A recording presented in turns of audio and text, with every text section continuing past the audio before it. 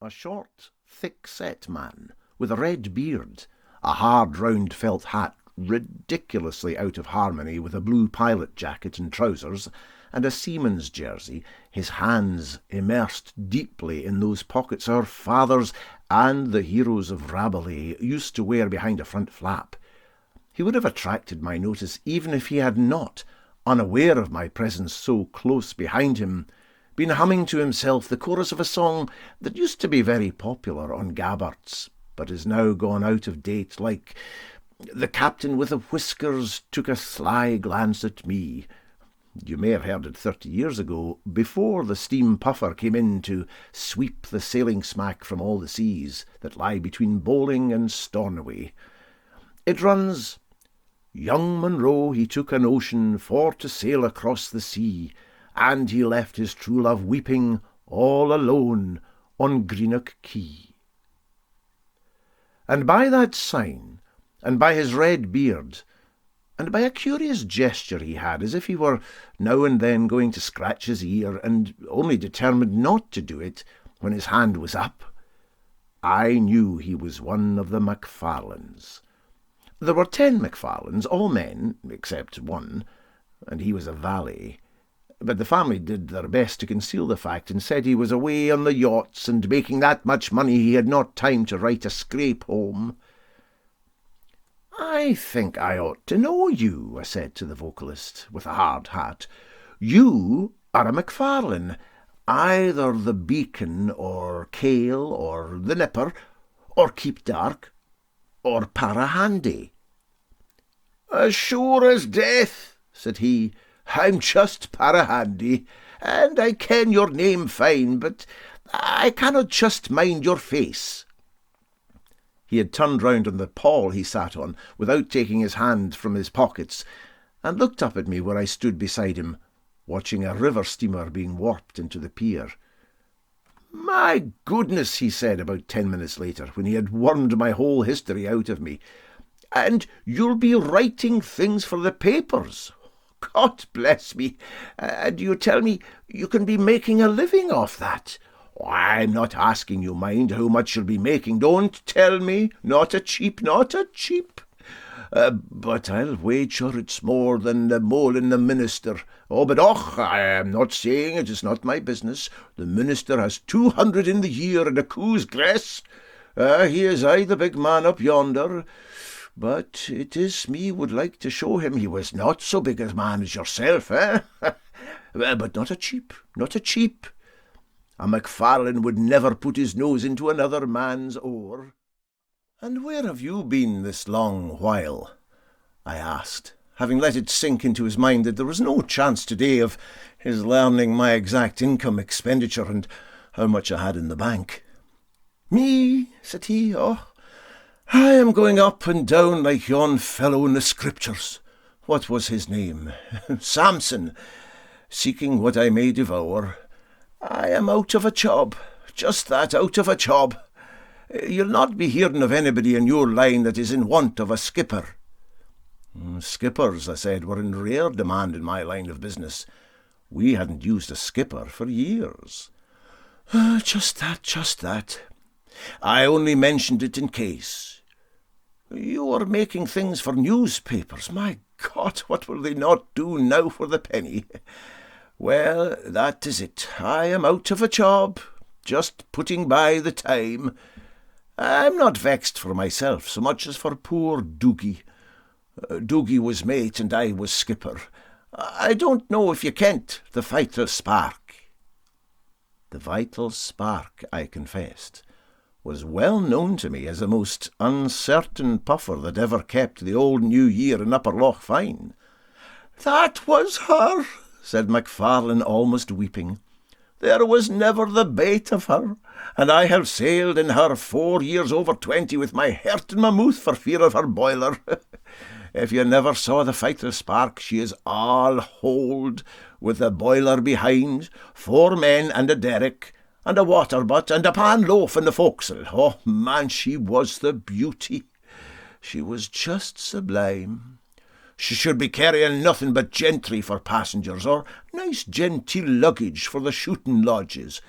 But there they would be spoiling her and rubbing the paint off her with the coals and sand and whinstone, and oak bark and timber and trash like that.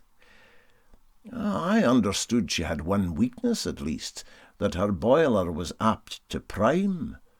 "It's a lie!" cried MacPhail, quite furious. "Her boiler never primed more than once a month, and that was not with fair play. If Dougie was here, he would tell you. I was as proud of that boat as the Duke of Argyll, aye, or Lord Breadalbane. If you would see me walking about on her deck when she was lying at the quay, there wasna the like of it in the West Highlands. I was just sublime. She had a gold bead about her. It's no lie, I am telling you, and I would be painting her out of my own pocket every time we went to Arran for gravel. She drawed 4 feet for it and 9 aft, and she could go like the devil." "I have heard it put at 5 knots, I said, maliciously. MacPhail bounded from his seat. "5 knots!" he cried. "Show me the man that says 5 knots, and I will make him swallow the hatchet. 6 knots, as sure as my name is MacPhail. Many a time between the skate and daughter. If Dougie was here, he would tell you. But I am not bragging about her sailing. It was her looks, man. She was smart. Every time she was new painted, I would be putting on my Sunday clothes. There was a time yonder they would be calling me Two Flag Peter in Loch Fyne. It was once the Queen had a jubilee, and we had but the one flag, but MacPhail never was bait. I put up the one flag and a regatta shirt, and I'm telling you, she looked just sublime. I forget who it was once told me she was very wet, I cooed blandly, that with a headwind the vital spark nearly went out altogether. Of course, people will say nasty things about these hookers. They say she was very ill to trim, too. MacPhail jumped up again, grinding his teeth, his face purple. He could hardly speak with indignation. "Trim!" he shouted. "Did you say trim? You could trim her with the one hand behind your back and you looking the other way. To the devil with your trim. And they would be saying she was wet. Oh, if Dougie was here, he would tell you she would not take in 1 cup of water unless it was for signing out the dishes. She was that dry she would not wet a postage stamp unless we slung it over the side in a pail. She was sublime, just sublime. I am telling you, there is not many men following the sea that could sail the vital spark the way I could. There is not a rock, no, nor a chucky stone inside the Cumbry Head that I do not have a name for. I would ken them fine in the dark by the smell, and that is not easy, I'm telling you. And I am not one of your dry land sailors. I was once at Londonderry with her. We went at night, and did Dougie no go away and forget the oil, so that we had no lamps, and just had to sail in the dark with our ears wide open. If Dougie was here, he would tell you. Now and then Dougie would be striking a match for fear of a collision. Where did you show it? I asked innocently. Forward or aft? Aft, said the mariner suspiciously. Why would it be aft? Do you mean to say there could be a collision aft? I am telling you she could do her 6 knots before she cracked her shaft. It was in the bow, of course. Dougie had the matches. She was just sublime. A gold bead out of my own pocket, 4 men in a derrick, and a water butt and a pan loaf in the forecastle. My bonny wee vital spark. He began to show symptoms of tears, and I hate to see an ancient mariner's tears, so I hurriedly asked him how he had lost the command. I will tell you that, said he. It was Dougie's fault. We had yonder a cargo of coals for Tarbert, and we got down the length of Greenock, going fine. It was the day after the New Year, and I was in fine trim, and Dougie said, will we stand in here for orders? And so we went into Greenock for some marmalade, and did we no stay 3 days. Dougie and me was going about Greenock looking for signboards with Hieland names on them, and every signboard we could see with Campbell or McIntyre on it, or Morrison, Dougie would go in and ask if the man came from Kilmartin or anyway round about there, and if the man said no, Dougie would say, it's a great pity, for I have cousins of the same name, but maybe you'll have time to come out for a dram. Dougie was just sublime. Every day we would be getting sixpenny telegrams from the man the coals was for at Tarbert, but we did not think he was in such an awful hurry. And then he came himself to Greenock with the Grenadier, and the only ones that was not in the police office was myself and the derrick.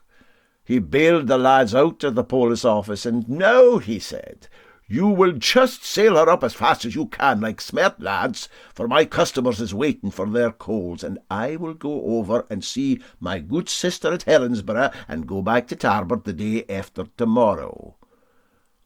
How can we be going with no money?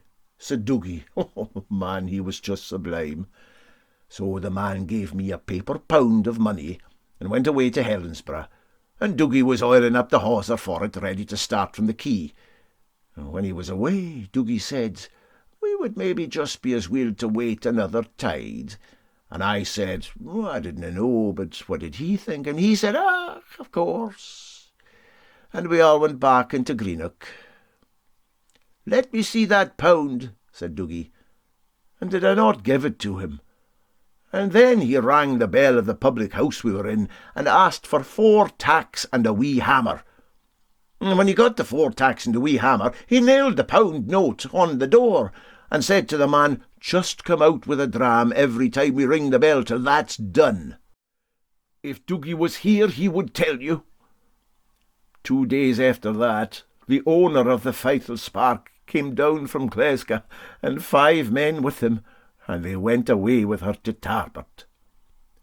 And so you lost the old command, I said, preparing to go off. Well, I hope something will turn up soon.